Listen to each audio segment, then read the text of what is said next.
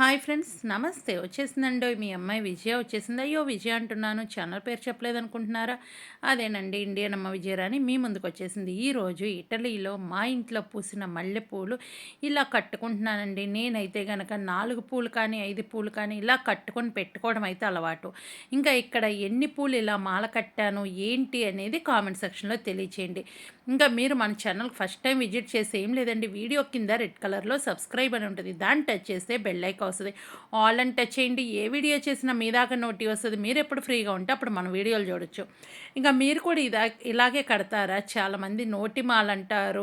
నేను కూడా ఒకప్పుడు నేర్చుకునేటప్పుడు కాలిమాల అని చెప్పి నోట్లో ఒకటి పెట్టుకొని ఇంకోటి చేతి వైపు పెట్టుకొని అలా కట్టేదాన్ని. అది కట్ చేయడానికి కుదరదు. ఇదైతే గనక చక్కగా కుదురుతుంది. మీలో ఎంతమంది ఇలా మల్లెపూలు కట్టుకొని పెట్టుకోవడం ఇష్టము అనేది కామెంట్ చేయండి. నేనైతే 4, 5 పూలున్న ఇదే విధంగా కట్టుకొని హ్యాపీగా పెట్టుకుంటానండి.